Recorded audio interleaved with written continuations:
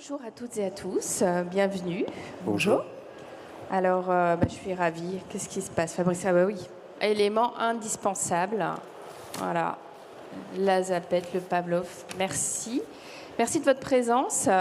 On commence bien l'après-midi, puisqu'on on va parler d'un véritable thème, temps fort pendant ce salon. C'est le R de réemploi. Je vais tout d'abord demander de vous présenter, de nous en dire plus sur vos missions, vos entreprises, mais aussi votre actualité.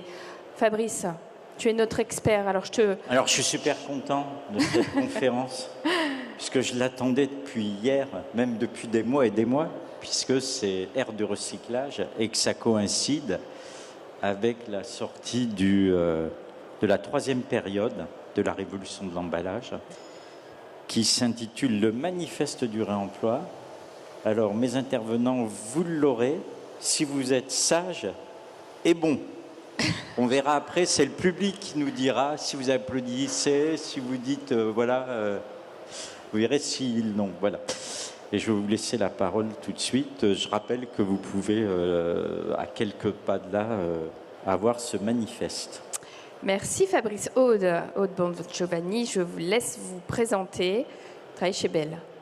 Oui, bonjour à tous. Donc, Aude Bongiovanni, je suis chargée d'innovation emballage chez Bell. Et j'ai en charge les projets de transformation emballage autour du vrac et du réemploi. Merci beaucoup. On va ensuite demander à Benoît. Bonjour, Benoît Toski, donc responsable packaging chez Ecoton. Et je vous présenterai ce qu'est Ecoton plus tard. Et donc moi je suis un ancien de la boisson, où je me suis fait secouer pendant quelques années. Et donc le réemploi, pour moi, comment le transformer de la boisson, où il existe déjà, vers l'alimentaire. Bon, on a hâte d'en savoir plus alors. Ensuite, je vais demander à Chou de se présenter. Oui, bonjour tout le monde. Donc, moi, je suis cofondatrice de Pandobac. On est opérateur de réemploi d'emballage pour des emballages logistiques. Et je suis également, depuis mai dernier, présidente du réseau VRAC et Réemploi. Pareil, il y aura une petite slide pour mieux présenter le réseau, mais on fédère tous les acteurs qui travaille sur le sujet du vrac et du réemploi d'emballage. Donc c'est assez large. Il y a autant des fournisseurs effectivement de solutions que des metteurs en marché, des distributeurs, vraiment tout acteur qui est intéressé pour travailler ensemble pour faire avancer le réemploi d'emballage. Merci beaucoup. Alors Fabrice, tu es ici. Je vais te demander de revêtir ton habit d'expert et de nous présenter les différentes formes du réemploi. J'avais prévu des slides de présentation de Bell et de... Voilà, bon. Alors, est-ce qu'on en dit un peu plus passer pour Bell Bell, oui, qui est Bell parce que on connaît tous Bell. Donc Bell, je pense que la majorité d'entre vous le connaissent. C'est un groupe familial français de plus de 150 ans, avec des marques connues comme La Vache qui rit, Pomme-Pote, Boursin ou Mini Babybel par exemple. Et là vous avez des exemples de produits sur différents secteurs complémentaires comme les produits laitiers, fruitiers ou végétaux, donc avec des emballages à usage unique aujourd'hui. Alors on connaît moins Ecoton. Par contre on connaît ses produits. Oui, tu vas voir. Ecoton, donc entreprise à mission française. Donc notre mission, c'est de nourrir la biodiversité et notre nom le porte, puisqu'un écotone, c'est un lieu où plusieurs écosystèmes se rencontrent et où la biodiversité, la nature est la plus riche et créative. On est leader du bio et du végétal en Europe. Et vous connaissez par nos marques, Ecoton n'est pas connu, mais par nos 16 marques engagées. Les voilà, et donc la principale, la plus connue de toutes étant Bjorg. Et celle qui porte les réemplois, c'est Danival, une des plus petites, mais vous verrez sur la partie repas. Et c'est celle qui va être notre porte-drapeau du réemploi. Merci. Alors, Chou Pandobac, quand même, avec des visuels. Voilà, au moins ça a expliqué un peu mieux quand je parlais des emballages logistiques. Nous, on vient proposer des caisses réemployables en remplacement de carton majoritairement, mais également de cagettes en bois et de caisses polystyrène qui sont pas mal utilisées dans le secteur alimentaire. Et on vient apporter vraiment toute la gestion de cette caisse qui va partir en fait partout. Donc pour un industriel qui va mettre ses produits dans une caisse, il ne va pas forcément savoir où elle va aller. Donc nous, on est vraiment là, enfin, notre valeur ajoutée, c'est de la gérer sur le retour, le lavage, le suivi de la caisse pour s'assurer qu'elle va vraiment faire du coup ces nombreuses rotations. Et donc on a effectivement développé un outil de traçabilité unitaire pour chaque caisse, donc qui permet vraiment de piloter de manière très précise tous les flux de caisse. Et à côté, on a aussi une activité, étant donné notre expertise sur le sujet du réemploi d'emballage, de conseil. Donc on accompagne des structures sur tout type de projets liés au réemploi d'emballage. Et donc ça va de la restauration collective à de l'industrie non alimentaire. Enfin voilà, c'est assez large. Et puis la casquette. Voilà. Et l'autre casquette, effectivement, donc le réseau VRAC et réemploi. Si vous ne le connaissez pas, c'est une fusion du réseau VRAC et du réseau Consigne qui a été faite il y a maintenant presque 2 ans et qui a vraiment pour but, comme je disais, de porter le sujet du réemploi d'emballage et de le faire avancer auprès de tous les publics, autant sur la partie lobbying et du coup réglementaire. Donc ça, il y a une photo notamment de Célia qui est la directrice du réseau qui est très très active sur ce côté lobbying. Également sur accompagner les acteurs et les adhérents du réseau à se développer, donc via notamment un salon qui a lieu en mai habituellement et du coup qui se renomme dès l'année prochaine la Reuse Economy Expo. Donc qui va être un énorme moment vraiment sur le réemploi. Et derrière, forcément, on parle aussi beaucoup du réemploi d'emballage auprès des consommateurs pour, comme je disais, faire avancer au niveau des citoyens, au niveau des entreprises et au niveau de la réglementation ces sujets-là. Merci pour ces présentations plus précises. Et donc, on va pouvoir dire, c'est quoi la reuse economy, l'économie du réemploi en bon françois? En fait, c'est sur un schéma un petit peu simple, c'est 4 formes, on dit 4 formes de réemploi. Le réemploi par le consommateur, qui est fait par le consommateur, et le réemploi par l'industriel. Le réemploi par le consommateur, c'est... Alors, je dis toujours attention, on dit souvent par raccourci, le réemploi, c'est la recharge, sauf que la recharge et l'emballage à usage unique du réemploi. Le réemploi, l'emballage réemployé, c'est bien l'emballage qu'on recharge. Et il faut toujours dire ça, on dit le réemploi, c'est la recharge. Non, une recharge est un emballage à usage unique qui va servir à remplir un emballage rechargeable. Donc cet emballage à usage unique doit être recyclable, recyclé, tout comme d'ailleurs la recharge peut l'être si c'est l'emballage à recharger peut l'être si c'est initialement un emballage. Ensuite, on a le réemploi par l'industriel. J'ai pas mis le bon visuel. Je suis désolé, je me suis trompé. C'est les emballages. On en parlera tout à l'heure, type les emballages Aircœur, des emballages remis par l'industriel. Ensuite, il y a le réemploi dans le vrac. Donc, et le réemploi dans le vrac peut se faire via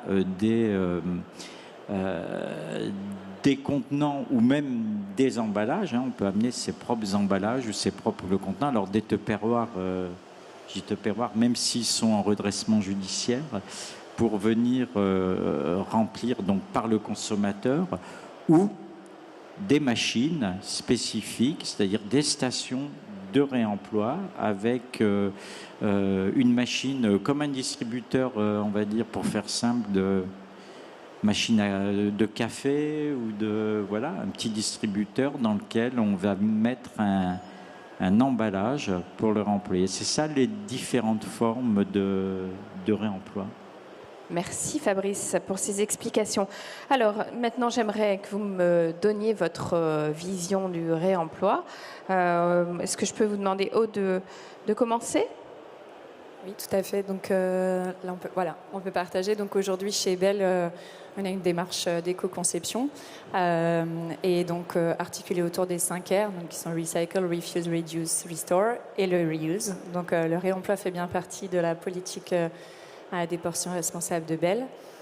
Et on a le souhait aujourd'hui de tester pour nos marques cœur d'ici 2027 en France des solutions de réutilisation ou de vente en vrac. Donc ça, c'est les objectifs. Et au-delà à travers ces tests-là, ce sera vraiment des opportunités pour nous d'aller tester des alternatives aux solutions à usage unique. Donc avec les challenges techniques, particulièrement pour nos produits qui sont pâteux, qui sont collants, qui sont sensibles, donc avec des contraintes notamment au niveau de la réfrigération. Et une autre opportunité aussi, c'est d'aller accompagner le comportement des consommateurs pour les accompagner sur ce changement et cette bascule vers les emballages réemployables. Vous allez nous en parler plus tard, mais comment ça se matérialise? On a plusieurs projets en cours, notamment le projet Défi Vrac, dont je vous parlerai juste après. Parfait. Alors, je vais demander à Chou également de nous en dire plus sur votre vision du réemploi, notamment l'aspect primaire, mais aussi secondaire et tertiaire. La vision, je pense qu'on la partage toutes et tous, c'est qu'il y a quand même énormément à faire encore, presque tout, parce qu'on reste au quotidien entouré d'emballages à usage unique. Et étant donné que c'est nouveau, les entreprises ne savent pas trop comment s'y prendre et on les comprend.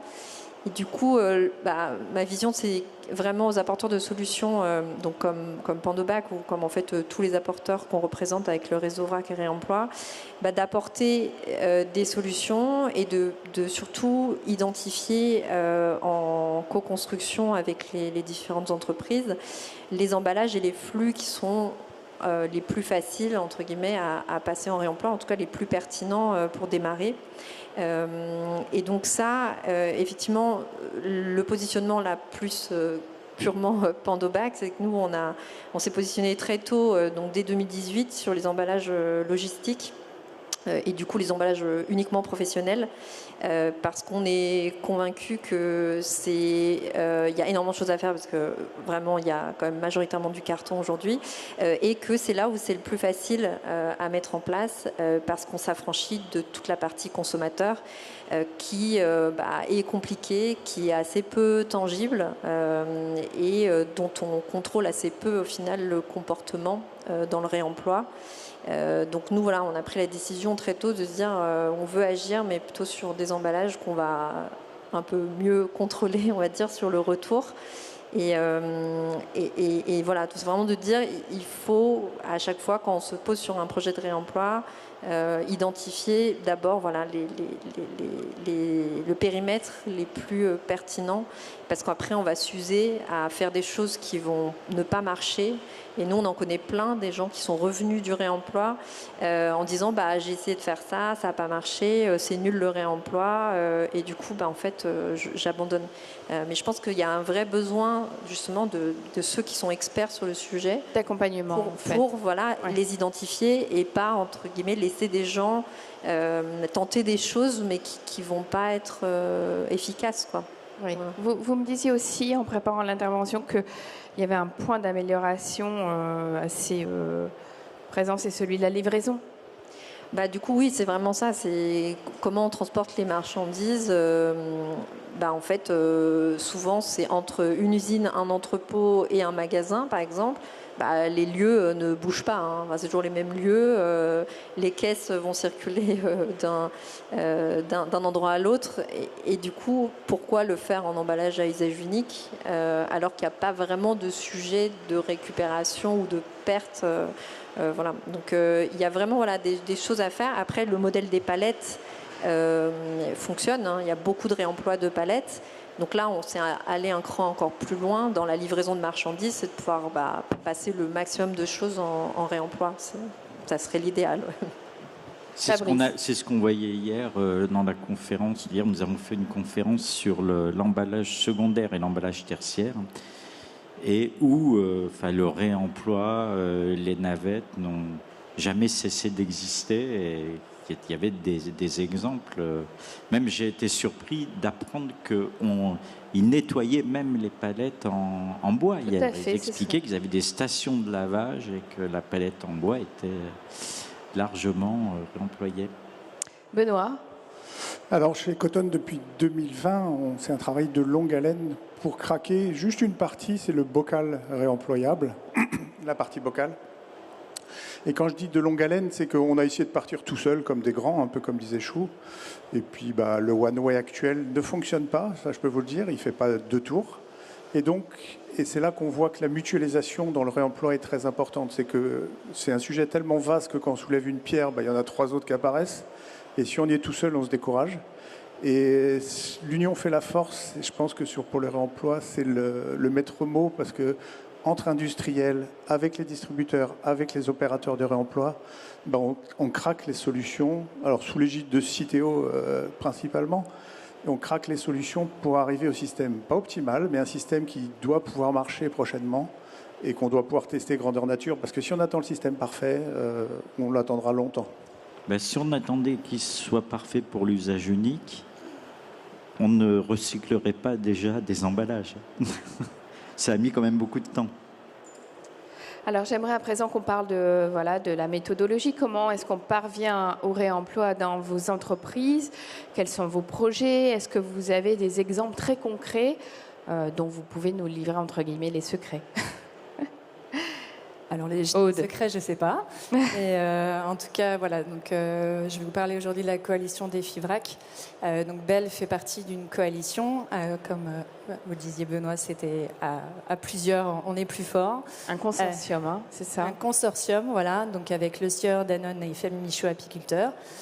Alors, ce qui nous regroupe, c'est la typologie de nos produits. Je parlais de pâteux tout à l'heure, c'est pas très sexy, mais voilà, on est sur des produits pâteux, des produits collants. Quand on parle de mayonnaise, de miel, de yaourt, de fromage fondu, de compote, donc on parle de ça. On avait chacun testé de nos côtés des expérimentations sur le vrac, le vrac ou le réemploi. Et donc l'objectif, c'est que d'être ensemble, on va aller relever des challenges techniques communs. Et on a cette mission commune donc de démocratiser l'usage du vrac et développer une nouvelle offre pérenne pour ces fameux produits pâteux.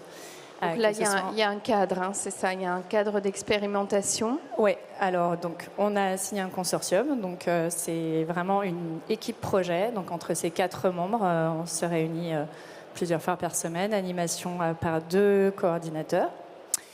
Et donc, on est sur une expérimentation en 2025, donc avec cette approche test and learn. Comme on disait, on ne va pas être parfait, on le sait, mais on aura essayé. Et on a tellement d'apprentissage à aller chercher sur le vrac et sur le réemploi qu'il faut bien commencer quelque part. Donc, et voilà. Et ce qui nous relie aussi donc, avec cet objectif de démocratisation. Donc, on va être sur des offres en GMS, pour aller toucher un public qui ne va pas dans les boutiques spécialisées et arriver avec des produits à marque. Et l'idée, c'est d'avoir une proposition commune, un parcours commun pour nos différentes typologies de produits. Mais ça se matérialise comment? Parce que moi, j'ai vu sur les réseaux sociaux une espèce de petite machine. Oui. Expliquez, parce que peut-être les... oui, alors l'image de la glace à l'italienne, c'est la glace à l'italienne, et donc c'est les typologies de produits qu'on met dedans. Et l'idée, c'était aussi d'aller s'inscrire dans, parce que voilà, l'écosystème, il est vraiment très fragmenté et avec un nombre de partenaires assez considérable. Et donc l'idée, c'était dans les magasins test d'aller s'inscrire dans les parcours vrac et avec les partenaires existants dans ces lieux de distribution. Donc la véritable mission, vous disiez, c'est de démocratiser et de pérenniser l'usage du vrac, oui, mais aussi du réemploi. C'est ça, c'est-à-dire que la priorité là, donc on va aller sur le vrac et on va saisir l'opportunité pour aller sur du réemploi. Quand le consommateur va se servir de nos produits dans des emballages, donc là, ça va être des propositions en verre pour le test and learn. Derrière, il y aura tout un parcours qui va être similaire au réemploi, avec de la collecte dans les points de distribution de ces contenants. Merci. Chou, vous avez également des projets à nous partager? Oui, nous rapidement, donc avant, je vais passer très rapidement sur les projets, c'est plus les schémas qui sont intéressants pour voir les différents cas. Comme je me disais, nous, on aide vraiment nos clients, en tant qu'opérateurs et apporteurs de solutions, à identifier les bons périmètres. Et derrière, en fonction des cas, là, du coup, il y a plusieurs types de cas différents, justement, dont un projet qu'on fait avec Bell. Donc, c'était rigolo de se retrouver sur la même table ronde. Parfois, on a besoin d'une phase d'étude vraiment technique pour apporter des solutions à certains freins qu'on peut identifier chez certaines usines ou certains fonctionnements. Et parfois, on va directement commencer sur une phase de pilote parce qu'il y a peu de freins techniques et notre solution arrive à s'intégrer dans le fonctionnement de nos clients. Nous, on travaille avec des circuits restauration, donc hors foyer, donc RHF, et également sur la partie distribution. Et donc, on voit là ces deux cas différents. Donc, le premier, c'était Transgourmet, effectivement, qui envoie que à la partie restauration depuis Rungis. Donc, ça, c'est une boucle assez locale et rapide. Ensuite, effectivement, sur le cas plutôt grande distribution, on travaille avec le groupe Bigard sur l'envoi de viande, du coup, dans des caisses. Là, il y a un peu plus de chemin parce que ça passe effectivement par des usines du groupe qui vont transformer les marchandises, ensuite les envoyer dans des magasins et ensuite ça revient. C'est du prêt-à-vendre là ou c'est dans les Non, c'est de la viande. Non, ouais. C'est laboratoire. Après, exactement. Ouais. C'est transformé après, exactement. Et après, on a des schémas mixtes où là, c'est les deux. Donc, c'est des clients qui envoient et à la restauration et à la grande distribution. Donc là, ça complexifie encore plus les choses parce que globalement, souvent, les restaurants sont livrés en direct, alors que sur la grande distribution, il y a toujours une ou plusieurs plateformes intermédiaires qui vont réceptionner les marchandises. Et du coup, en plus, vous voyez, c'est des produits aussi très différents. On est passé du poisson à la viande. Là, c'est plutôt des fruits et légumes. Et peut-être parler un peu plus du cas Bell où on a fait une étude pour effectivement passer des cartons que vous voyez là, des mini Babybel vers des caisses réemployables. Et globalement, là, l'idée c'était d'intégrer spécifiquement en fait des centrales d'achat. Donc là, ça a été avec le groupe Leclerc parce qu'ils étaient particulièrement intéressés par le projet. Et là, on a vraiment fait toute une étude en intégrant toutes les parties prenantes pour trouver les bonnes solutions techniques de caisse, d'intégration dans les lignes automatisées des caisses, de solutions pour que les centrales d'achat puissent effectivement bien les réceptionner, bien les gérer. Donc on a vraiment dû intégrer tout le monde dans le projet, alors que les exemples précédents, on est directement passé d'une phase de discussion à une phase de pilote. Donc voilà, en fonction de la complexité des cas, on s'adapte et dans le processus effectivement pour accompagner au mieux les structures. Voilà. Donc on est bien dans le réemploi de l'emballage secondaire ou tertiaire. Et vous me parliez quand même de réalité économique dans toute dans ce contexte. Hein. Oui, alors clairement, à date, moi, je pense que ça ne changera pas vraiment. Il y a, dans le réemploi, en tout cas dans l'emballage logistique, il n'y a que des considérations économiques et opérationnelles qui rentrent en considération. Hein. Et donc, c'est aussi tout ce travail d'identifier les bons périmètres, c'est d'identifier les bons périmètres où il y a un potentiel effectivement de gains financiers et de gains opérationnels derrière. Si on part sur des périmètres, et ça, les critères qui jouent, je ne vais pas vous apprendre, je pense, grand-chose, c'est clairement le volume. Il faut avoir beaucoup de volume pour réussir à diminuer les coûts logistiques. Et la fréquence de rotation est assez importante aussi pour ne pas immobiliser trop longtemps les emballages. Nous, par exemple, on a des personnes qui viennent nous voir parfois en disant alors moi, c'est des produits surgelés, je les laisse 6 mois dans mon congélateur, etc. Bon, là, on dit, on peut étudier, mais bon, ça risque de coûter quand même plus cher. Et donc, c'est aussi ça, l'expertise, c'est de dire, ça, non, commencez pas par ça, commencez plutôt par autre chose. Et donc, bien sûr, on travaille vraiment sur des flux et des cas où il y a des gains vraiment potentiels Sinon, on sait que ça ne passera pas de toute façon. Hein. Donc, Vous me disiez que vraiment le réemploi, il faut que le réemploi soit moins cher au global par rapport à l'usage unique pour faire bouger les entreprises sur un déploiement, pas forcément sur un pilote. Ouais, sur les pilotes, on est rarement moins cher que l'usage unique parce qu'aujourd'hui, toutes les entreprises sont optimisées pour utiliser de l'usage unique. Et donc, en fait, tout est tellement optimisé que sur effectivement un pilote où on va juste prendre un peu de volume ou adapter un peu les lignes, etc. On ne pourra pas être moins cher, mais bon, ça, je pense que tout le monde a conscience de ça. L'idée, c'est de pouvoir avoir un horizon de déploiement qui a ces gains-là, et c'est là où voilà, on pourra y arriver, quoi. Voilà. Aude, vous vouliez Si je réagir peux, à si je peux juste rebondir par rapport à ce que disait Chou. Donc c'est clairement le type d'apprentissage qu'on va vouloir faire sur Défi Vrac, parce que voilà, le taux de rotation aujourd'hui, on n'a absolument aucune idée sur voilà, pour Belle, donc sur le fromage et la compote, quel type de rotation on va avoir, quel taux de retour on va avoir en GMS. Et c'est vrai que pour nos interlocuteurs internes qui, voilà, et une projection sur un business model futur, c'est le typologie de questions que l'on souhaite, sur lesquelles on souhaite avancer. Donc clairement, pour le pilote, aujourd'hui, on se dit, c'est pas grave, on va aller chercher les apprentissages, mais pour le déploiement à l'échelle, clairement, il nous faudra cela. Benoît, je vous voyez aussi acquiescer. Ah oui, le volume va tout faire, on le sait, mais il faut démarrer. Donc il faut la pichenette qui va faire démarrer la boule et qui fait qu'elle descend, comme quand on était enfant. Et en fait, on passe d'un système linéaire à un système circulaire avec des parties de la boucle qui n'ont pas été travaillées, contrairement à d'autres qui sont travaillées depuis 40 ans. Hein. Quand on fait du linéaire, nos supplies sont optimisés dans tous les sens et on continue de les optimiser. Là, vous vous retrouvez sur une boucle reverse qui n'existe pas, ou en CHR dans des tout petits canaux.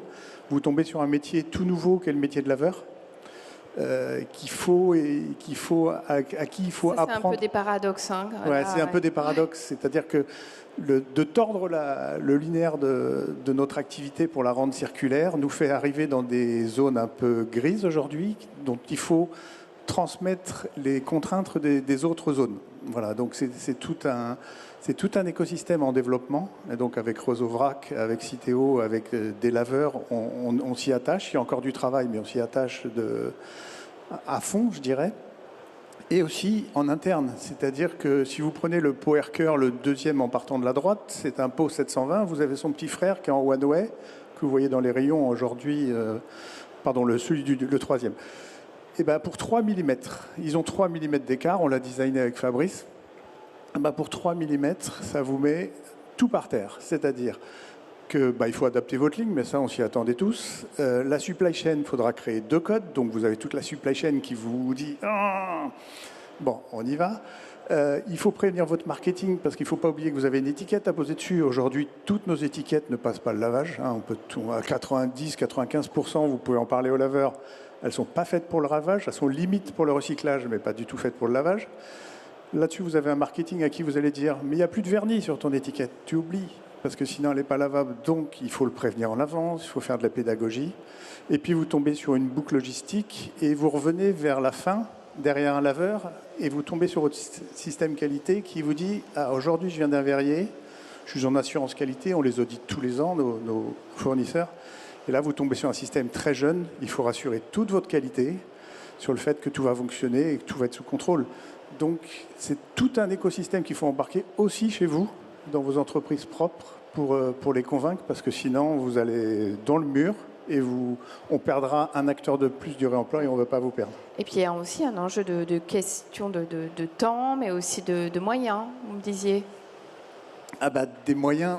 Donc là, c'est qu'il faut démarrer, il faut se faire mal au départ pour atteindre la masse critique et en fait que le one-way s'épuise au profit du réemploi. Et à partir de ce moment-là, quand les courbes vont commencer à s'inverser, on aura la masse critique qui permettra d'atteindre l'équilibre économique dont parlait Chou.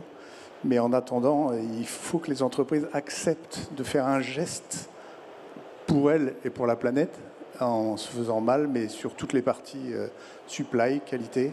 Alors qualité, il ne faut pas se faire mal, hein, il faut mettre le juste niveau, mais il faut accepter de travailler différemment d'aujourd'hui. Ouais. Et puis pas que la masse critique d'ailleurs, Benoît. Il ne faut pas oublier que la masse critique, par exemple, des standards single-use qu'on utilise les pots, ils sont vraiment différents, ces pots-là. On les a vraiment travaillés différemment. Mais ils bénéficient aussi de 30 années d'implémentation, des réductions, d'optimisation. Et voilà, on n'est pas encore à 30 années de mise en place. C'est pour ça que je parle beaucoup de réemploi du 21e siècle. On est au début d'une histoire et cette histoire, elle ne peut pas arriver du jour au lendemain top nickel avec l'emballage. Bien que nos emballages réemployables, et Benoît ne contredira pas, ont été éco-conçus avec les règles d'éco-conception, avec ce qu'on sait faire au XXIe siècle et pas avec ce qui se faisait au XXe. Donc on a des emballages qui sont somme toute assez légers pour des emballages en verre réemployables, solides, et qui embarquent, on ne le voit pas forcément, je ne vais pas vous faire l'histoire de tout ce qui est embarqué comme fonctionnalité dans ce type d'emballage, mais qui sont fondamentalement différents des emballages à usage unique. Oui. Et Chou, vous me parliez aussi en préparant l'intervention des écueils. Voilà, on parlait du temps. Alors même si les entreprises elles veulent y aller, vous me disiez que voilà, il y a quand même des paradoxes liés au fait que l'usage unique fonctionne bien. Voilà, il y a quand même ce point-là qui fait que malgré tout, il y a une résistance aussi par rapport aux consommateurs. Et tout ça, c'est voilà, c'est une notion de temps, une notion d'usage. Oui, nous vraiment, le problème principal, c'est qu'en fait, l'usage unique, ça fonctionne bien, vraiment. Il y a peu d'irritants, au final, avec l'usage unique. Donc, vient remplacer un truc qui fonctionne bien. Donc, forcément, il y a des résistances. Les gens ne veulent pas particulièrement bouger et on les comprend. Donc il y a ce paradoxe de dire bah oui, on sait qu'il faut qu'on réduise nos déchets et qu'on fasse quelque chose pour la planète, comme disait Benoît, mais en même temps bah c'est vrai que ça fonctionne bien quoi, ce que j'ai aujourd'hui. Donc ça c'est vraiment le problème qu'on a, je pense c'est ça. Il faut trouver plus d'irritants à l'usage unique, je pense, pour que ça bouge plus vite. Et après sur les écueils. Il y a forcément de la résistance au changement et on en a pas mal parlé, de dire qu'il y a des gens qui veulent, quand ils veulent tester, ils veulent tout de suite que ça soit entre guillemets parfait et optimisé. Et on l'a dit vraiment, et je pense que c'est un peu ce qu'il faut retenir, c'est que ça peut pas être parfait dès le début, ça peut pas être moins cher dès le début, mais il faut qu'il y ait des gens et des entreprises qui prennent ce risque-là, en fait, de le faire. Pour qu'ensuite tout le monde, ça puisse aussi profiter à tout le monde, quoi. Donc, et puis des aides à la transition, puisqu'il y a des. Il y en a, ouais. Il y a des aides. Vous êtes aidés. Oui. Et oui, bien sûr, il y a des financements. Après, les gens n'ont pas forcément conscience qu'il y a des financements. Mais je pense que voilà, il y a un mix de le jetable, ça fonctionne bien, et en même temps, je vais prendre un risque. Je ne sais pas si je vais y gagner vraiment derrière, et c'est sur ça qu'il faut vraiment sensibiliser et faire avancer, quoi. Aude, pour vous, il y a vraiment un enjeu autour du management de projet face à tout cet aspect paradoxe, écueil, résistance. Oui, c'est ça. Aujourd'hui, vraiment l'écosystème du réemploi, même si en France, on se dit qu'on n'est pas, on n'est pas si mal que ça pour l'instant, mais c'est quand même un écosystème qui est très jeune et fragmenté. Donc, en tant qu'industriel, quand on vient avec des contraintes, notamment des contraintes techniques, c'est compliqué d'identifier déjà son partenaire, le bon partenaire par rapport à nos challenges. Après, une fois qu'il a été identifié, on parlait de masse critique, donc c'est encore une fois tout l'intérêt d'être en consortium par exemple ou en collectif pour pouvoir avancer ensemble sur ces sujets-là. Et on parlait du temps aussi, donc sur ces projets de transformation, pour passer du linéaire qui fonctionne bien du circulaire qui est encore un petit peu c'est états balbutiants, et c'est vraiment crucial d'onboarder tous nos partenaires, que ce soit externes ou internes. Et effectivement, ça peut prendre du temps pour aller jusqu'au test. Donc ça fait partie de ces écueils aujourd'hui pour pouvoir garder le momentum sur ces sujets-là. Merci. Alors, il y a quelqu'un dont on doit parler quand même dans tout ça. C'est le consommateur. J'aimerais que vous me donniez un peu, vous, de votre point de vue, sa perception, parce qu'on en a parlé, il y a de nombreuses injonctions dans tout cet écosystème, une volonté de faire autrement, mieux, de mieux consommer, d'être plus exemplaire, et en même temps, il y a cette résistance, et puis pas toujours des comportements très en adéquation avec tout ça. Vous, qu'est-ce que vous constatez, notamment Benoît Alors, donc, avec Danival, c'est notre marque depuis 2020. Depuis 2020, on avait des études conso, mais qui sont confirmées les unes par rapport les autres, qu'on est à 90-92% d'adhésion sur le réemploi consigne, on va dire. Maintenant, on veut transformer. On n'a jamais fait de faux réemploi chez Ecotone, c'est-à-dire qu'on attendait les bocaux réemployés que vous avez à l'écran pour pouvoir se lancer. Et donc, il y a l'appel à manifestation d'intérêt de Citeo, qui a lieu pour l'année prochaine et donc sur lequel on va se lancer avec joie pour apprendre. C'est-à-dire que ça y est, une boucle opérationnelle avec tous ses avantages et tous ses défauts va démarrer. On va se mettre dedans pour apporter de l'offre, parce qu'il faut que l'offre soit maximale pour que le conso nous voit, se fasse titiller en disant mais pourquoi j'y vais pas. Et donc voilà, donc cette expérimentation, on l'attend avec impatience depuis quasiment 3 ans. Et donc, vous me disiez qu'il y avait quand même un engagement autour des équipes pour que ce... C'est ça, c'est-à-dire que là, vous avez onboardé, vous avez commencé à prévenir. Maintenant, on va rentrer dans la partie opérationnelle. Il faut créer les codes, il faut aller envoyer les forces de vente, vendre l'assortiment, parce qu'on change tout. Donc c'est vraiment toute la boîte qui s'y met. C'est pas un changement en disant tiens, je fais un switch one-way réemploi. Non, c'est une nouvelle offre que vous proposez aux clients, aux consos, et puis à fabriquer aussi. Un point important. Chou, par rapport à l'activité de Pandobac, vous me disiez pas de consommateurs, mais des bénéficiaires qui sont des professionnels. Oui, c'est vrai que, comme je disais au début, nous, on a mis de côté la partie consommateur parce que voilà, on trouvait ça un peu compliqué à gérer. Mais au final, le schéma, on peut faire le parallèle. C'est-à-dire que nous, les bénéficiaires finaux de nos emballages, ce sont des magasins, des restaurants, qui sont certes des professionnels, mais qui ont un pouvoir aussi prescripteur auprès de leurs fournisseurs, comme un consommateur qui demande moins de déchets, des produits plus éco-responsables, etc. Donc le parallèle, je pense, est très similaire. C'est les bénéficiaires finaux sont vraiment des prescripteurs à aller chercher aussi pour faire bouger l'ensemble de la filière. Parce que c'est bien si ça vient des entreprises, comme Benoît qui est hyper engagé depuis le début sur le sujet du réemploi, mais derrière, il faut aussi que tout le monde suive derrière. Donc c'est vraiment, tout le monde a embarqué. Et c'est vrai que nous, on a la chance, en tout cas, d'avoir des bénéficiaires finaux qui sont très, très actifs sur le sujet pour faire avancer les choses. Fabrice. Alors, le consommateur, en fait, il a exactement, j'ai envie de vous dire, la même réaction que l'industriel. J'ai visité à peu près 50 usines pour faire ces emballages. J'ai fait 50 visites d'usines et j'ai dû interroger 250 à 300 industriels. Au départ, ils m'ont tous dit la même chose.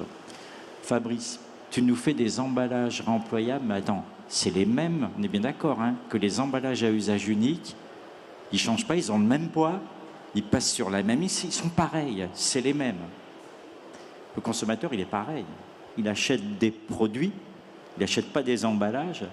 Et ce qu'il veut, finalement, c'est un peu la même chose. Évidemment, quand tu lui poses la question, est-ce qu'il faut que cet emballage il soit plus respectueux de l'environnement, il faut qu'il... Il ne va pas te dire, ah non, moi je veux qu'il soit dégueulasse. C'est pour ça qu'il dit à 92%.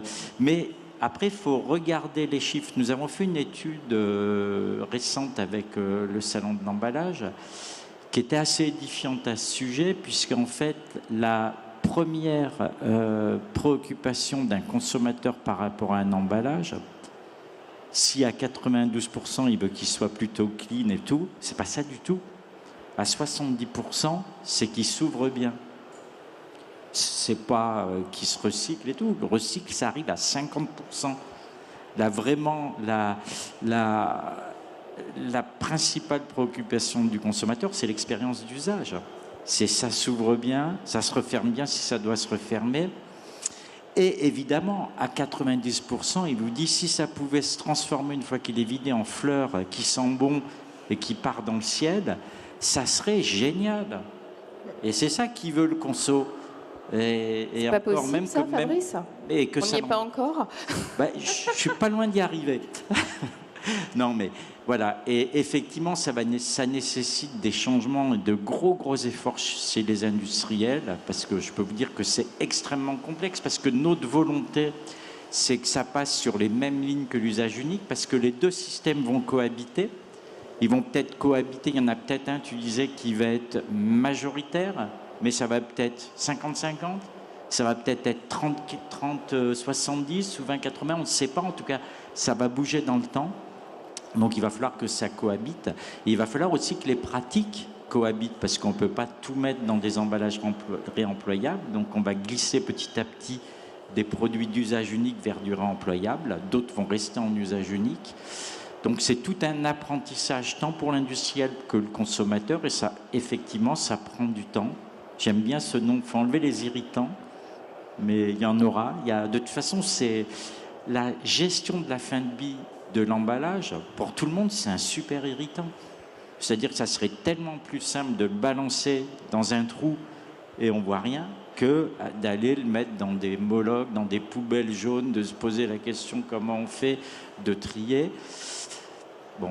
Est-ce que c'est plus compliqué, si vous voulez, de prendre ces emballages quand on fait ses courses, de le mettre dans son cabas réemployable et de les ramener? Je dis toujours qu'ils sont beaucoup plus légers quand on les ramène que quand on les amène à la maison. Donc c'est un apprentissage qu'il va falloir avoir. Aude, la place du consommateur, le regard que vous avez, qu'est-ce qui vous renvoie à vous? Alors, qu'est-ce qui me renvoie juste le consommateur aujourd'hui sur le projet des FIVRAC, notamment, on l'a mis au départ en fait du projet. Donc, on a commencé à échanger avec lui directement sur une plateforme avec un partenaire Machine, et on est allé chercher ces fameux irritants. Donc, en interagissant avec lui sur ce qu'il fait aujourd'hui. Ok, vous consommez du vrac, pourquoi? Vous ne consommez pas de vrac, pourquoi? Ouvrez-nous vos frigos, vos placards, montrez-nous les typologies de contenants dans lesquels vous reversez du vrac, par exemple.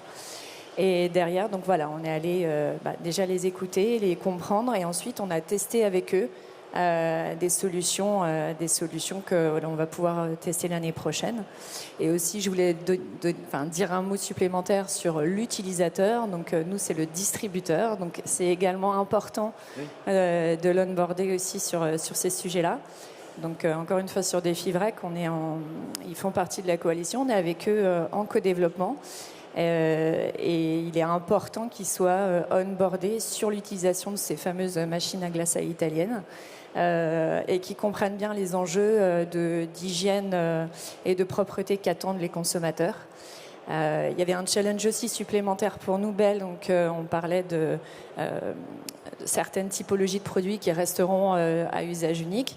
Donc aujourd'hui, les portions individuelles ont plein d'avantages. Et là, on voulait quand même tester auprès de nos consommateurs, une vache qui rit, on le sort de son triangle en aluminium, on le met dans le pot, est-ce que c'est OK pour vous? Et donc, Camille nous disait hier que la portion individuelle avait un impact environnemental plus faible que le pot. Oui. Contrairement à ce qu'on peut penser. Sur le pot à usage unique, oui, tout à fait. Tout à fait. Et donc sur cette partie, non, il y a pas de. Et donc sur cette partie de bascule de l'usage, l'important, voilà, c'était pour nous de comprendre aussi par rapport au message que l'on doit apporter aux consommateurs pour s'assurer qu'en fait on ne le perde pas et qu'il soit avec nous tout au long de l'aventure de cet emballage. L'embarquer, tout à fait, et donc qu'il puisse l'utiliser correctement, le stocker correctement, l'herméticité, enfin voilà. Donc il nous a dit plein de choses qu'on va pouvoir aller tester, et pendant le test and learn aussi, parce qu'on est toujours dans cet objectif d'aller prouver un futur business model. On va aller continuer à échanger avec le consommateur et le distributeur pour pouvoir vraiment avoir un retour d'expérience complet sur ce système qui ne sera pas parfait, mais fait, quoi. Est-ce que vous voulez rajouter un point avant de poser vos questions dans le public Est-ce qu'il y a un point en particulier? C'est le moment des questions. Qui a une question à poser? On a des micros qui sont disponibles. Est-ce qu'ils ont été bien? Est-ce qu'ils méritent? Alors oui, c'est vrai, on en revient au point de départ. C'est bon, je vois des pouces. Ouais. Ok, donc Ah, c'était ouais, très clair. C'est pour ça qu'il n'y a pas de questions, Fabrice, en fait, tu vois. Ouais, Ils n'osent pas, en fait. Si, Non, mais... s'il y a des questions, les réponses, elles sont là. Ça, c'est pas de Voilà, la... Ça, c'est exactement. vachement bon, Allez, quand même. on en profite. Hein? Allez Alors, voir vous, Fabrice sur son stand. Couvrez un petit peu plus loin. Le numéro du stand. Et là, vous n'aurez plus de questions. Là. Il n'y a pas de problème. Bien, merci beaucoup. On peut Merci. les applaudir.